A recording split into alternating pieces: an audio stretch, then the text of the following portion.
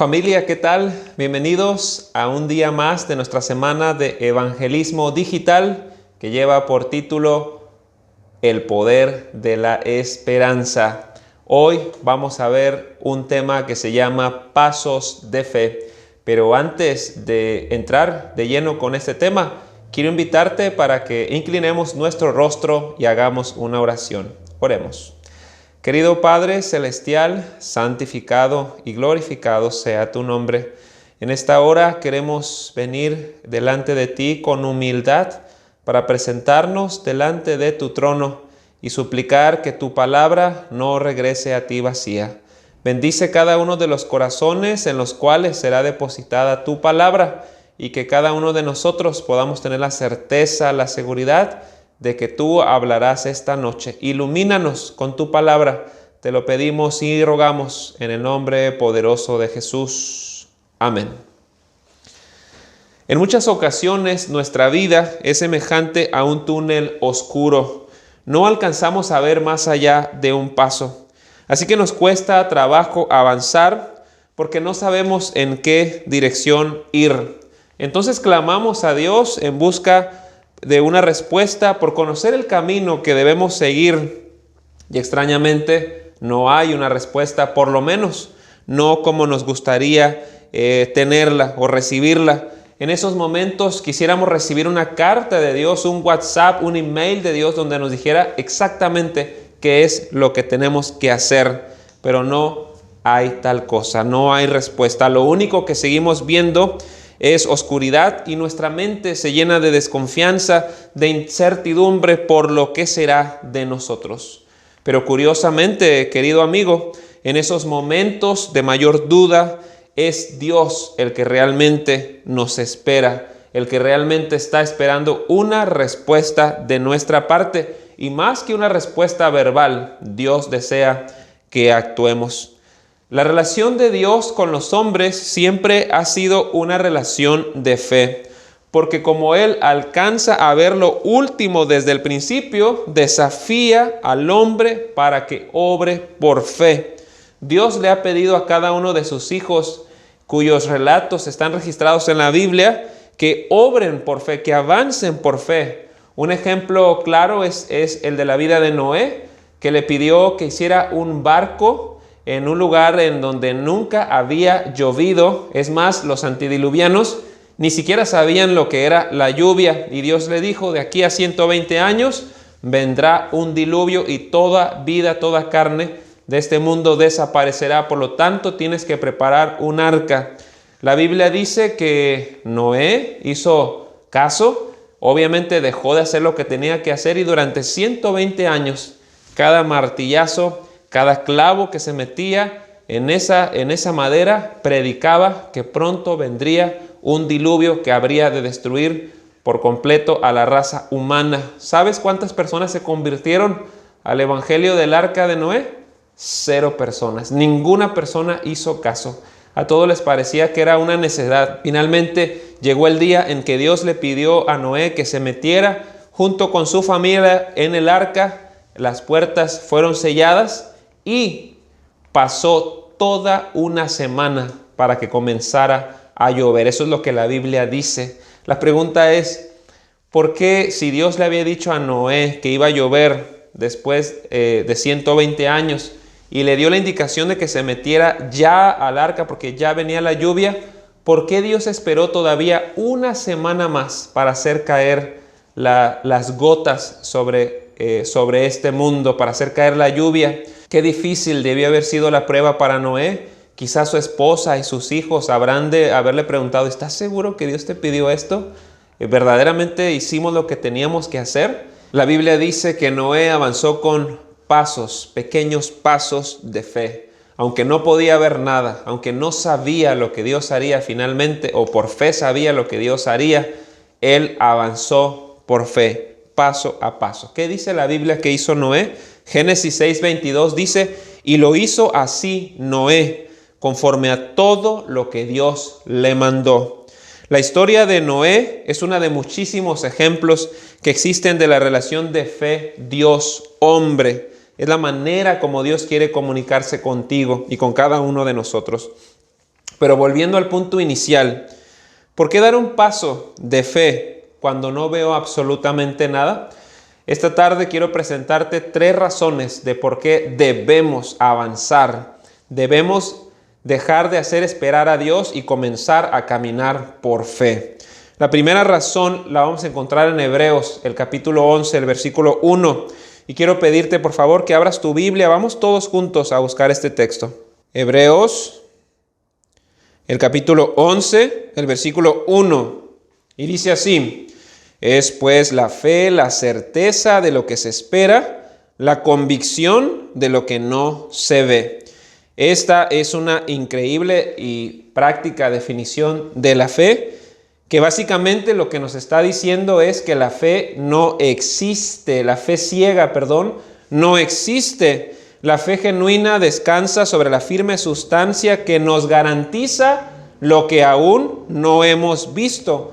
El cristiano considera por fe que ya posee lo que se le ha prometido. Su plena confianza en aquel que ha hecho las promesas nos deja lugar para la incertidumbre en cuanto a su cumplimiento a su debido tiempo. Una historia más de cuando era pequeño. Estaba jugando con mi hermano, debía haber tenido unos 12 años. En la parte de afuera de la casa jugábamos fútbol y entonces mi hermano me aventaba el balón con el pie y yo se lo devolvía con el pie. La idea era que tocara solamente una vez en la tierra y si tocaba 2 veces, pues él perdía, el que se le cayera el balón. Y estábamos jugando, él me lo aventaba, yo se lo regresaba de aquí para allá, de allá para acá. Y en eso sale mi padre y observa lo que estamos jugando y nos dice: no jueguen así porque van a romper la ventana de la vecina. Y yo recuerdo haber volteado a ver a mi papá y le dije: papá, no te preocupes, mira qué bien controlo el balón, y le hice ahí unas dominadas. No, pero van a romper la ventana de la vecina, no jueguen así. Y entonces mi papá se fue a hacer sus diligencias, mi hermano y yo seguimos jugando un rato más, hasta que de repente en uno de esos arrebatos de locura puberta, agarré el balón y le pegué más fuerte de lo que debía pegarle, y el balón salió directo a la ventana de la vecina e hizo pedazos la ventana de la vecina. Nosotros salimos corriendo inmediatamente asustados porque se había cumplido la profecía de mi padre.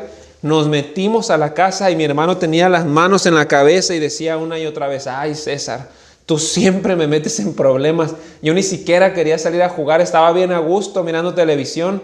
Y yo: Hugo, ¿pero qué no nos han dicho en la iglesia? Que si nosotros creemos, cualquier cosa puede ser posible. El pastor predicó el otro día que si nosotros le decimos a una montaña que se mueva del lugar y lo hacemos con fe, nos va a obedecer. Pues cuánto más una ventana, Dios puede obrar el milagro de restablecer esa ventana. Y recuerdo que le dije: vamos a orar. Y entonces él levantó su cabeza y me dijo: estás bien loco. No, no estoy loco, vamos a orar con fe y Dios puede restablecer esa ventana. Acto seguido, como él no me hizo caso, yo me arrodillé y comencé a orar como me habían enseñado los pastores. Comencé a decir: oh Dios Todopoderoso, tú que abriste el Mar Rojo, tú que liberaste al pueblo israelita de las garras de los egipcios. Comencé a decir un montón de cosas y finalmente dije: ¿qué es una ventana para ti, Señor? Yo te pido que restablezcas esa ventana y te lo pido en el nombre de Jesús. Amén. Y cuando yo terminé de orar, tenía la convicción en mi corazón que Dios había restablecido por completo esa ventana. Y entonces me asomé por la cortina con mucho cuidado, porque dije: no sea que esté la vecina por ahí buscándonos. Y cuando abro ligeramente la ventana, ¿qué creen que vi ahí? La cara de la vecina en la ventana. No, no es cierto. Cuando abro la cortina, ¿cómo creen ustedes que estaba la ventana? ¿Había sido restaurada por mi oración, por el poder de Dios, o estaba igual? Yo sé que muchos en casa dijeron que la ventana estaba igual, incrédulos. Pues sí, tiene razón, la ventana estaba igual, la ventana seguía rota. Pero yo no me desanimé, yo no dije: ay, es que a lo mejor Dios no existe, es que mi oración no llegó a Dios. No, yo volteé a ver a mi hermano y le dije: eres un incrédulo, por tu culpa la ventana no se restauró. Y saben que definitivamente la fe tiene que ver con la seguridad completa de que va a suceder lo que nosotros creemos. La fe es más que una palabra, es más que una emoción, es más que una lágrima. La fe es acción, acción consecuente con lo que se cree, porque la fe te da una visión sobrenatural. Volviendo a la pregunta que trazamos al principio, ¿por qué caminar cuando no vemos nada? Querido amigo, cuando tienes fe, no es que no veas nada, al contrario, ves cosas que ninguna otra persona puede ver. Cuando Dios te desafía a obrar por fe, Dios no te está diciendo, camina, anda para que te tropieces, camina en la oscuridad a ver qué te pasa. No, Dios te está diciendo, te voy a capacitar con una visión sobrenatural y vas a ser capaz de ver cosas que nadie más puede ver y vas a obrar portentos, maravillas, porque sabrás que hay poder en mí. Así que la primera razón para caminar cuando no vemos nada, a través de la fe, dar pasos de fe, es porque precisamente la fe nos devuelve la vista, y más que la vista normal, en realidad nos da una vista, una visión sobrenatural. De tal manera que cuando ves, puedes avanzar.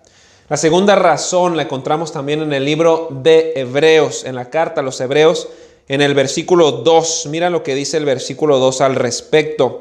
Porque por ella alcanzaron buen testimonio los antiguos. Literalmente el texto en el griego dice, por ella fueron aprobados. Es decir, como ellos recibieron una visión sobrenatural, fueron capacitados para hacer algo que teóricamente, físicamente era imposible hacer, pero como ellos podían ver lo que nadie más miraba, se atrevieron a hacer cosas inimaginables, se atrevieron a obedecer la voluntad de Dios, se atrevieron a hacer lo que nadie pensaba que podían hacer, y no es que estaban ciegos, no es que estaban aventurándose a la locura, sino más bien miraban lo que Dios estaba viendo y por lo tanto fueron, dice la Biblia, aprobados.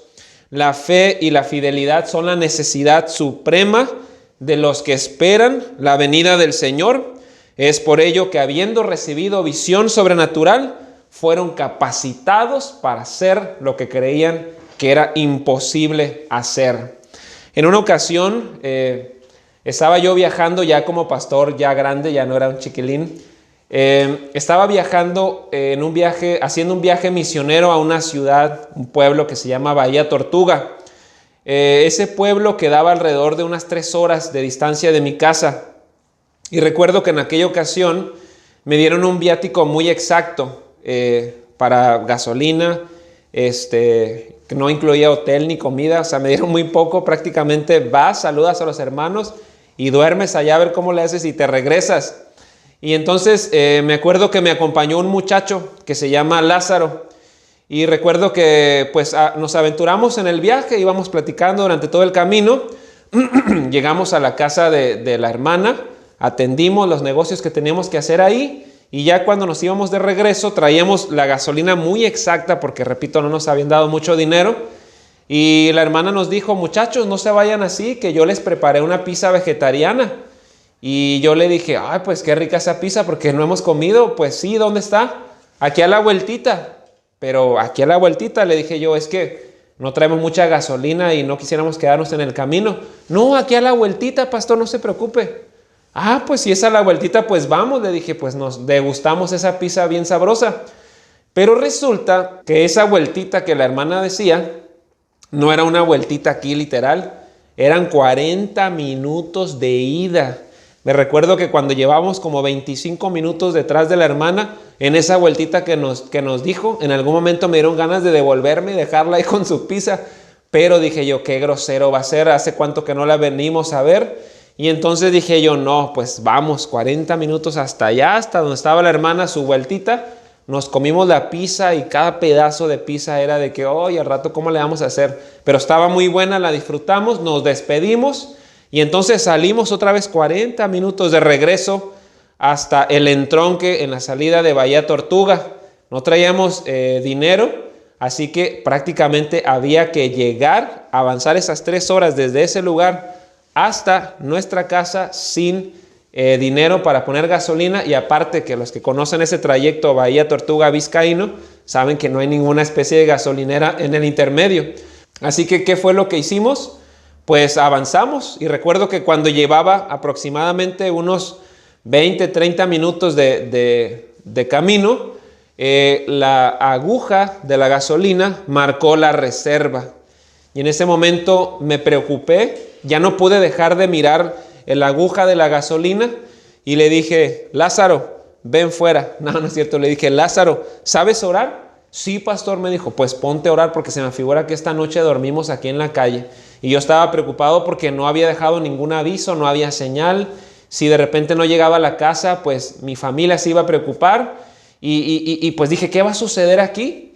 Y nos pusimos a orar, nos pusimos a cantar, y yo seguía avanzando. Había bajado la velocidad considerablemente, pero de repente entró una convicción en mí. Dije: ¿qué es la gasolina para Dios? Dios puede multiplicar la gasolina, así como había dicho con la ventana, así como había dicho con una vez que se me acabó la tinta y se imprimieron un montón de páginas. Como muchas veces lo había hecho, Dios me había demostrado que Él es un Dios todopoderoso.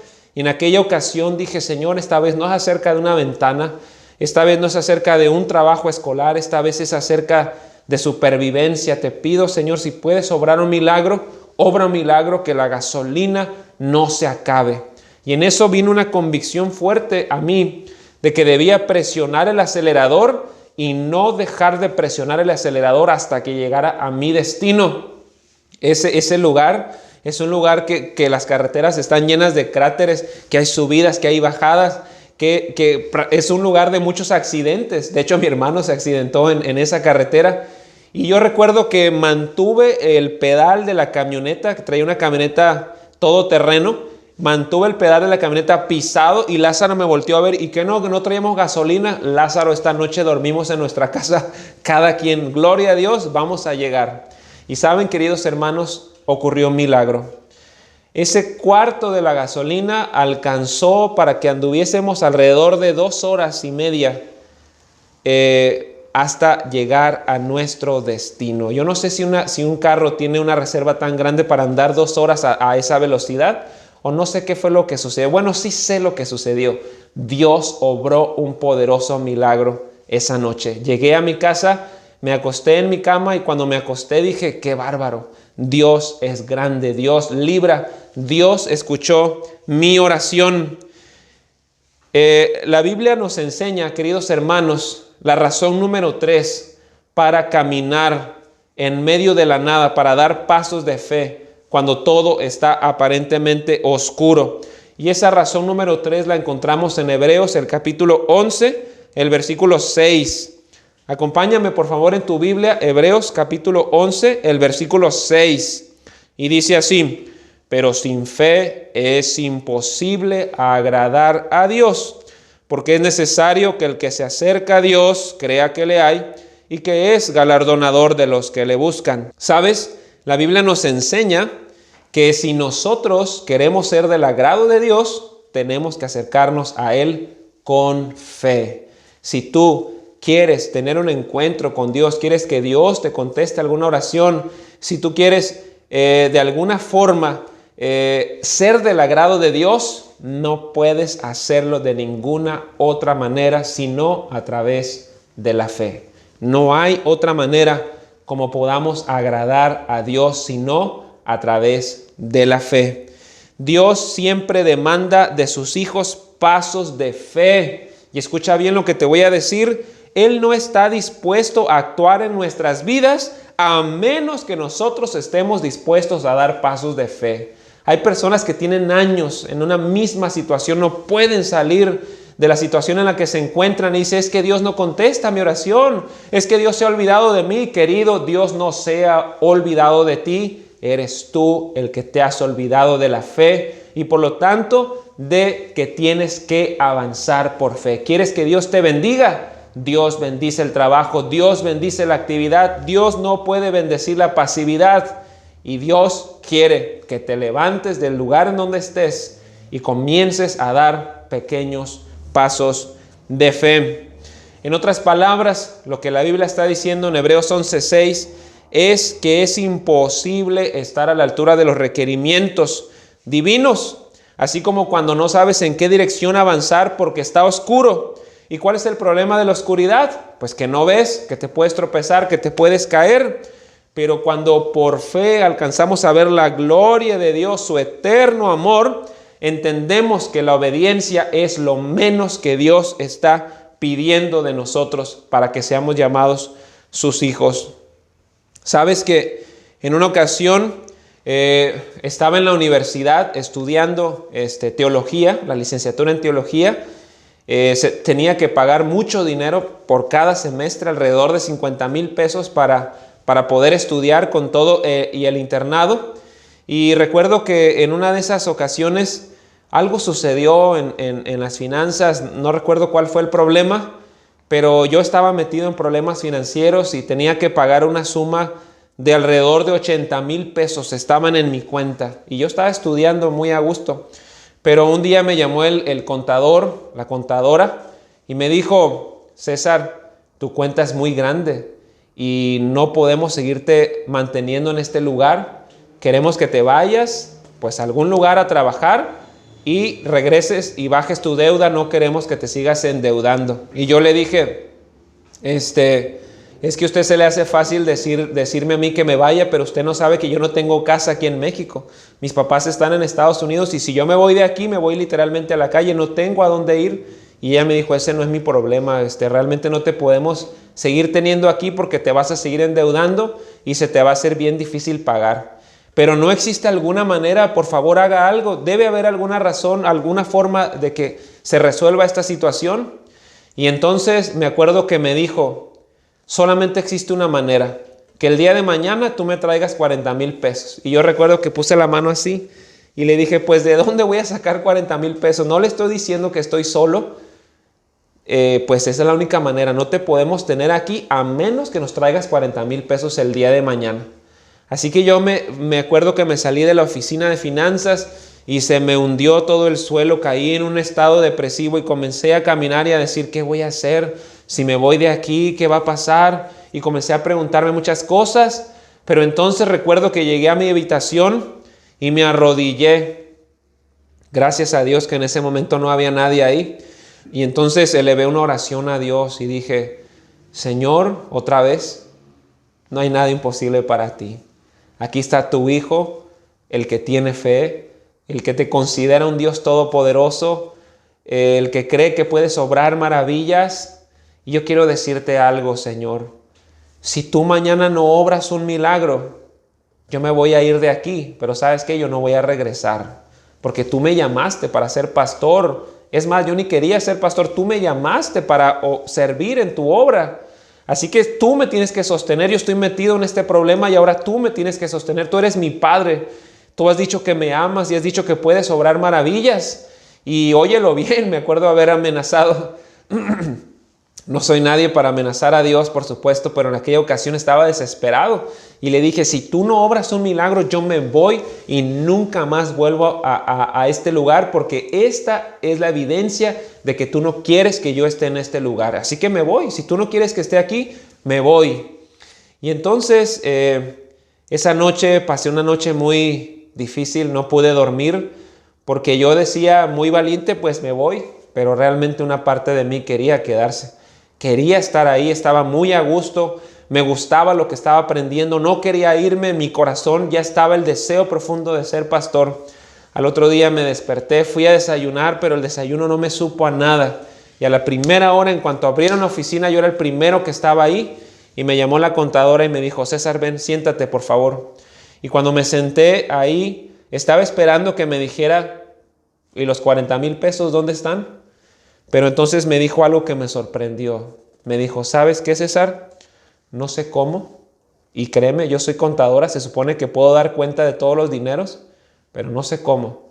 Esta mañana aparecieron 40,000 pesos en tu cuenta. No sé de dónde. Te puedes ir tranquilo a tu salón. ¿Cómo que tranquilo? Espérese, yo ocupo una explicación. ¿Cómo que aparecieron 40,000 pesos? Mira, César, te puedes ir tranquilo. Está cubierto lo que te pedimos. 40,000 pesos aquí están en tu cuenta. Se acabó, te puedes ir. Wow, cuando yo me levanté de esa silla, Me dieron tantas ganas de llorar y hoy todavía me recuerdo y me enternezco, se enternece mi corazón porque digo, verdaderamente Dios existe. Verdaderamente Dios sigue obrando milagros. 40,000 pesos aparecieron en mi cuenta. Esas historias solamente las había escuchado en los misioneros, en el Marcando el Rumbo, pero no había vivido una historia como esa. Ese día me di cuenta que Dios está siempre ahí, aunque no lo veamos, aunque nos resulte difícil entender por qué estamos atravesando pruebas, por qué estamos en ese túnel oscuro. Querido amigo, querido hermano, esta noche quiero decirte que Dios espera que puedas avanzar por fe, porque no hay otra manera para llegar a Él sino a través de la fe. Si tú no crees en Él, si no confías en sus promesas, te será difícil llegar a ser del agrado de Dios. Pero quiero terminar con una historia que se encuentra en el libro de Reyes, que justamente nos habla acerca de la máxima expresión de fe. Mira lo que dice Primera de Reyes, el capítulo 17, los versículos del 8 al 16. Te voy resumiendo mientras la historia. Se trata del profeta Elías, que había proclamado una sequía, que por 3 años y medio no iba a llover, y evidentemente eso traería estragos económicos a la población del pueblo de Israel, y evidentemente habrían que padecer hambre y él también. Así que la Biblia dice, déjame lo encuentro, Primera de Reyes, el capítulo 17, los versículos del 8 al 16.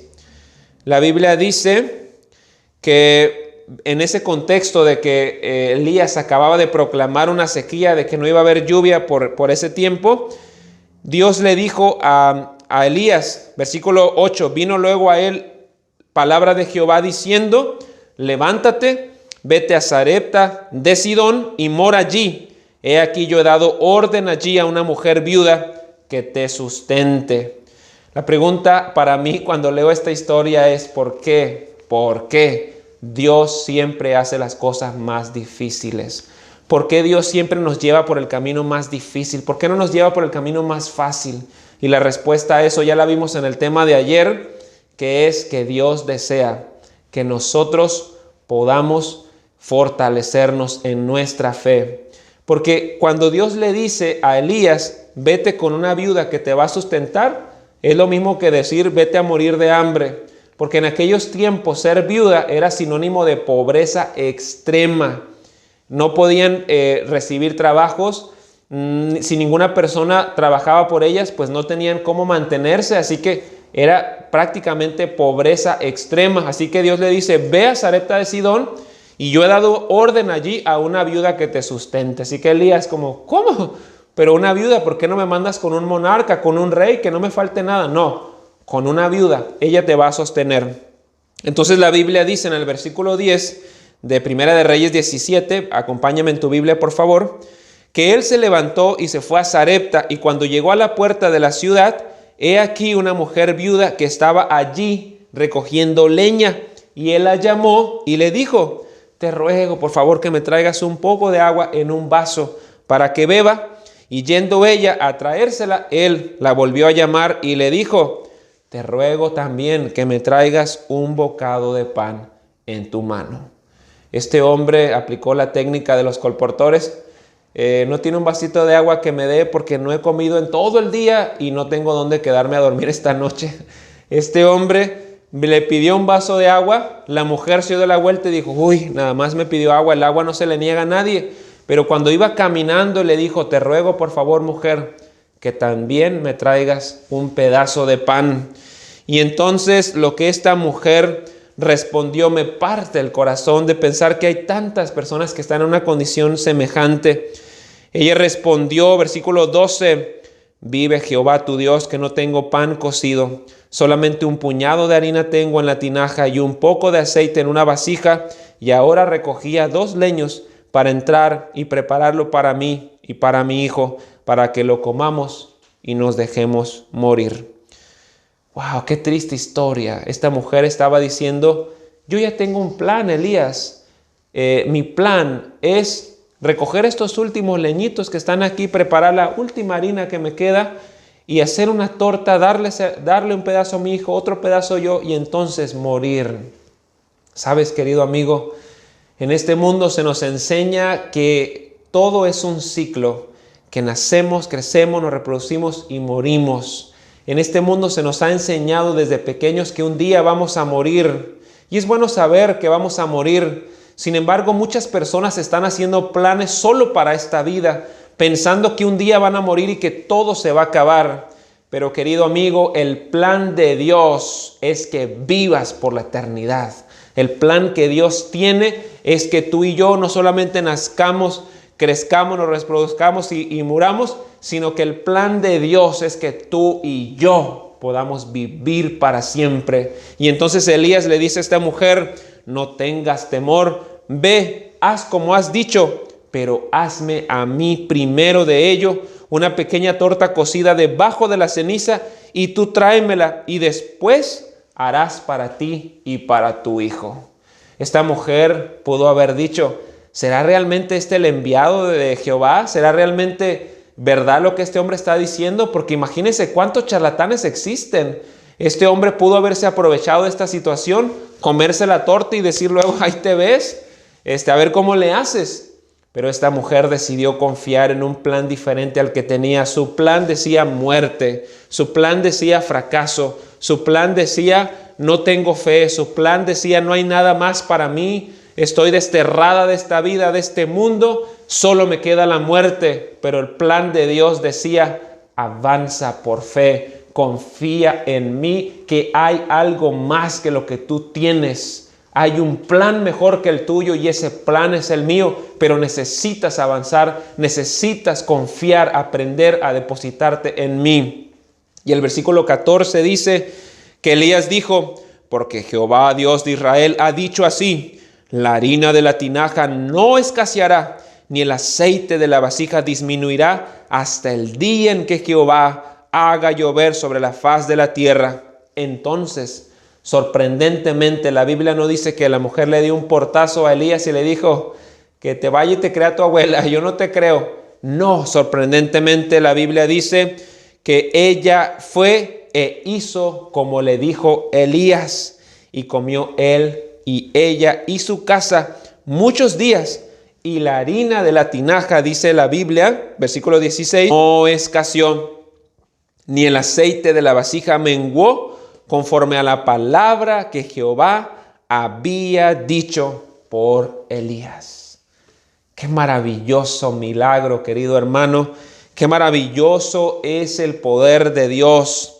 Porque cuando nosotros nos sentimos derrotados, porque cuando nosotros sentimos que todas las puertas están cerradas, el Dios Todopoderoso tiene 1000 puertas por donde sacarte del problema en el que estás. Creemos en un Dios que abre puertas que nadie puede cerrar y cierra puertas que nadie puede abrir. Creemos en un Dios que es infinitamente superior a nosotros, es infinitamente más sabio que nosotros y Él tiene un camino mejor para nosotros. Pero lo único que tú y yo tenemos que hacer es dejar de esperar la respuesta de Dios y comenzar a caminar en la dirección que Dios te envía por fe.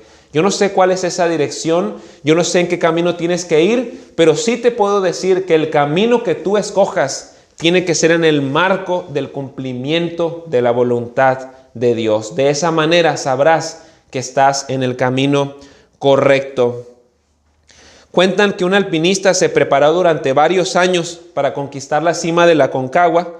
Su desesperación por proeza era tal que, conociendo todos los riesgos, inició su travesía sin compañeros en busca de la gloria solo para él. Empezó a subir y el día fue avanzando, se fue haciendo más tarde y más tarde y no se preparó para acampar, sino que decidió seguir subiendo para llegar a la cima ese día. Pronto oscureció, la noche cayó con gran pesadez en la altura de la montaña y ya no se podía ver absolutamente nada. Todo era negro, cero visibilidad, no había luna y las estrellas estaban cubiertas por las nubes. Subiendo por un acantilado a unos 100 metros de la cima, Se resbaló y se desplomó por los aires. Caía a una velocidad vertiginosa y solo podía ver manchas veloces más oscuras que pasaban en la misma oscuridad. Tenía la terrible sensación de estar siendo succionado por la gravedad. Seguía cayendo y cayendo, y en esos angustiantes momentos pasaron por su mente los momentos gratos y los no tan gratos de su vida. Pensaba que iba a morir, pero de repente sintió un fuerte tirón que casi lo parte en dos. Como todo buen alpinista experimentado, había clavado estacas de seguridad con candados a una larguísima soga que lo amarraba de la cintura. En esos momentos de quietud, mientras estaba suspendido en los aires sin ver absolutamente nada en medio de la terrible oscuridad, no le quedó más que gritar: Dios mío, ayúdame. Por favor, Dios mío, ayúdame. Ten compasión de mí. De repente, una voz grave y profunda de los cielos le contestó: ¿y qué quieres que haga? Él respondió: sálvame, Dios mío. Dios le preguntó: ¿realmente crees que yo te puedo salvar? Por supuesto, Dios mío, sálvame, haz algo. Entonces, corta la cuerda que te sostiene, dijo Dios. Siguió un momento de silencio y quietud.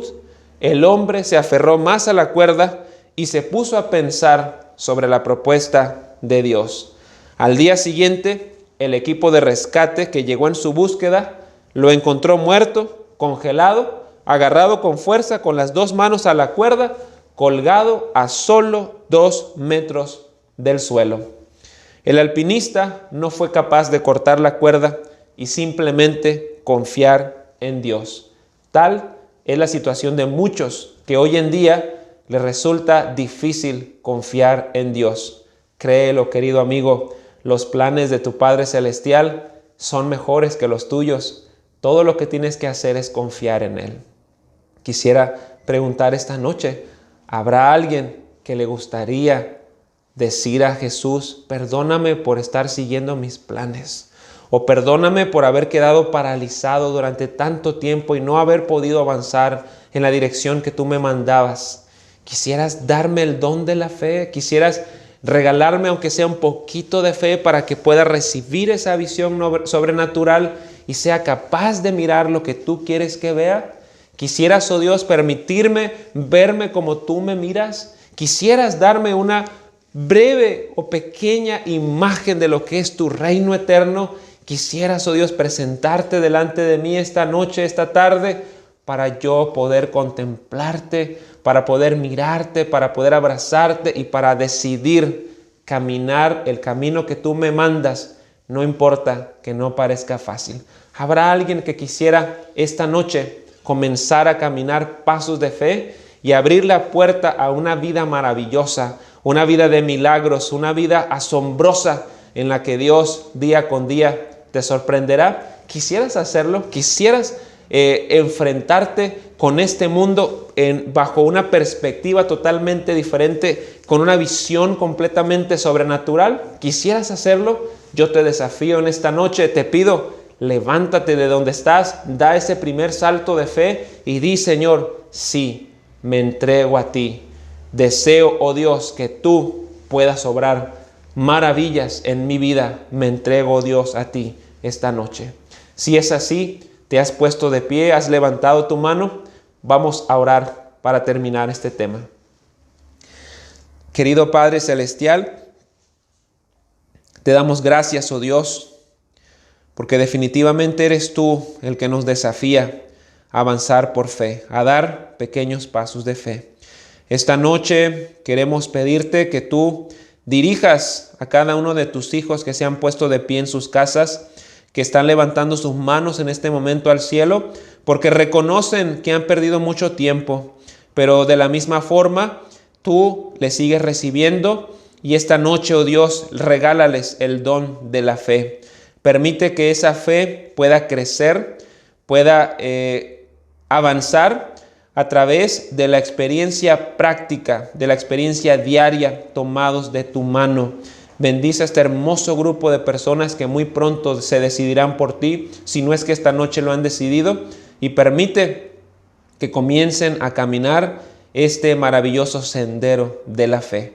Quédate con nosotros, te lo pedimos y rogamos, en el nombre poderoso de Jesús. Amén. Que el Señor te bendiga y que bendiga su palabra. Nos vemos el día de mañana.